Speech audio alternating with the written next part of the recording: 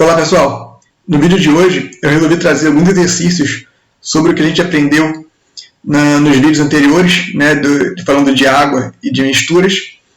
Então eu trouxe alguns exercícios desse assunto, né? Então vamos lá. Primeiro exercício. Quando se mistura um pouco de sal na água, tem a impressão de que o sal, desapareceu. Esse tipo de mistura, em que uma substância se dissolve em outra, é chamada de A. Condensada? Não, né? A gente sabe que quando o sal um pouquinho de sal misturado na água, ele fica dissolvido. Então, é uma mistura heterogênea? Não, porque ele só apresenta o quê? Uma fase. Não é destilada e é uma solução. A gente viu que uma mistura homogênea, ela pode ser também chamada de solução. Letra D, solução. Próximo exercício. Durante o ciclo da água, observamos a formação de nuvens que ocorre graças à transformação do vapor de água em pequenas gotículas. Essa mudança do estado gasoso para o líquido é chamada de letra A, solidificação? Não, a gente sabe que solidificação é do estado líquido para o estado sólido. Fusão? Também não. A gente sabe que a fusão é a passagem da água do estado sólido para o estado líquido. Sublimação? Também não. Sublimação é a passagem do quê? Do estado sólido diretamente para o estado gasoso. Evaporação? Também não. Evaporação é a passagem do estado líquido para o estado gasoso. Resposta letra E, condensação. A gente sabe que quando a água evapora, ela vira vapor da água, ela vai até grandes altitudes, e a partir daí a temperatura diminui e a água sofre condensação. Ela passa do estado de vapor, né, estado de gasoso, para o estado líquido e forma as nuvens. Próximo. Em algumas situações, além da filtragem, a água para beber ou para lavar alimentos, louças e talheres também precisa ser fervida ou clorada, isto é, tratada com produtos à base de cloro. Esse tratamento é obrigatório quando a água, letra A, vem de uma estação de tratamento. Então, quando a água vem de uma estação de tratamento, ela já foi tratada, a gente precisa clorar ou ferver, além de filtrar? Não, não precisa. A filtragem já é suficiente. Letra B. Foi analisada no laboratório? Também não. Se ela foi analisada no laboratório, né, passou por um crivo lá de laboratórios e eles só vão atestar águas em boas condições. Letra C.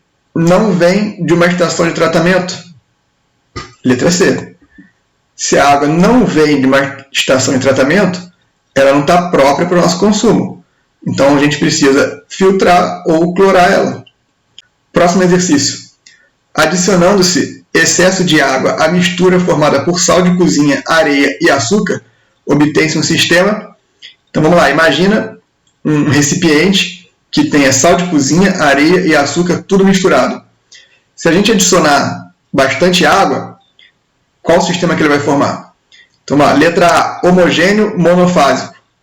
Não. Então, o que vai acontecer? Quando a gente coloca água, a areia não vai se misturar com a água, mas o açúcar e o sal de cozinha vão ficar diluídos na água. Então, o açúcar e o sal de cozinha vão formar uma mistura homogênea, certo? Só que a areia não vai. Então, vai ser uma mistura heterogênea bifásica, com duas fases, né? Que é composta, as fases são compostas pela areia e o sistema ali de mistura da água, sal e cozinha, que é homogêneo. Então, a gente vai ter um sistema heterogêneo com duas fases, bifásico.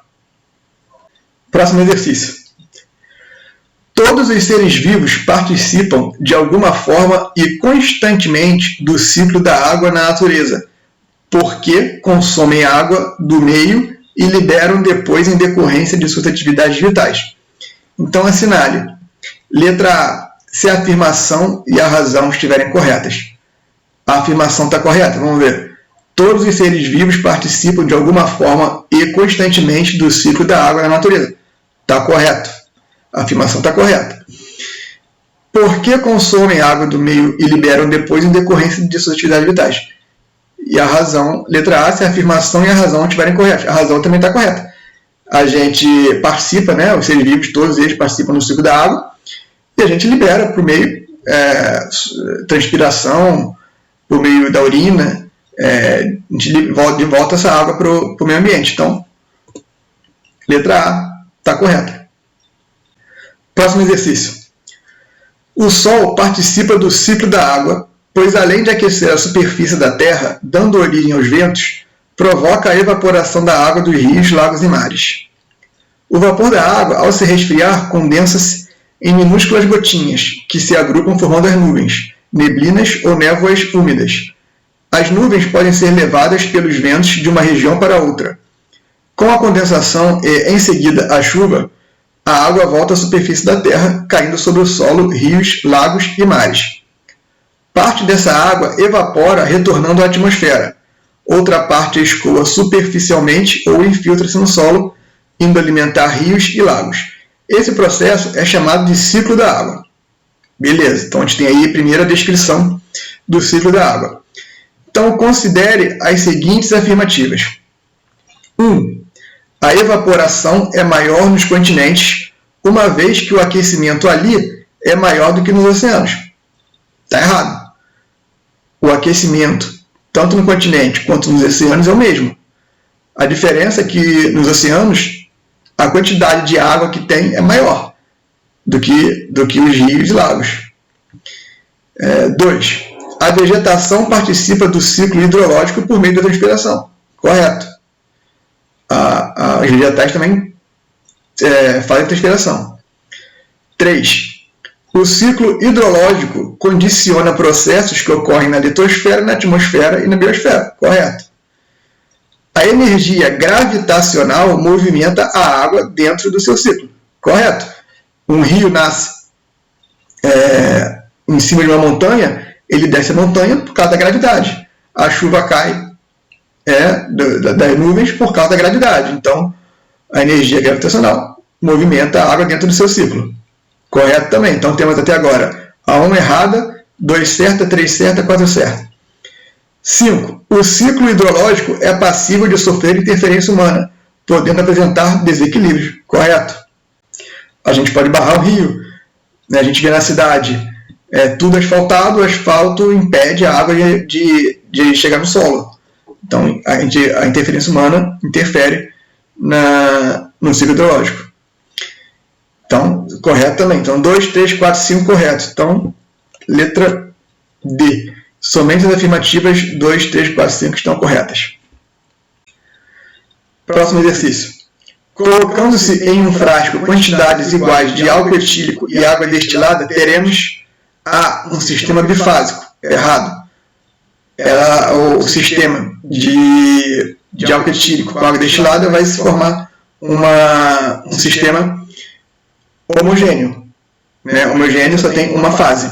Então, letra B, uma solução. Correto. Por quê? Porque os sistemas homogêneos podem também ser chamados de solução. Próximo exercício.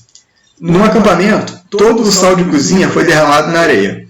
As pessoas recuperaram o sal realizando sucessivamente as operações de... Então vamos lá, imagina um recipiente com areia e você coloca sal lá dentro e mistura sal e areia.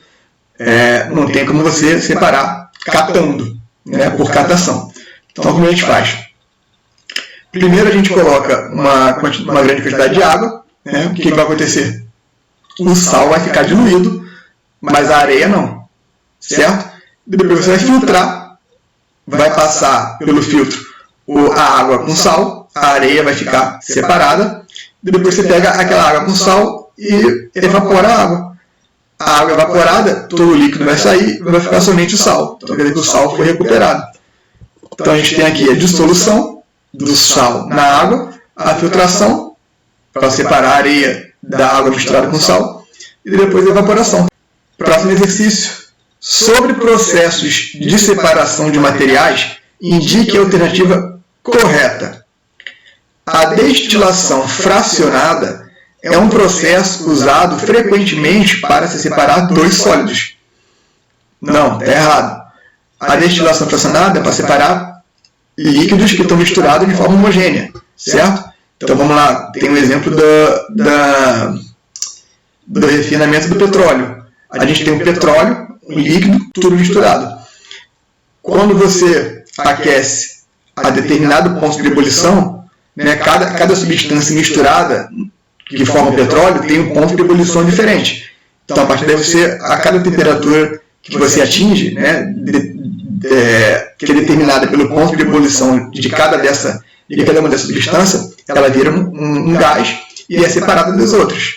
Depois você aumenta a temperatura, uma outra substância entra em ebulição e separa-se das outras. Então, assim é a destilação fracionada, para separar líquidos. B. Coar café, um processo de separação de materiais, é um fenômeno físico.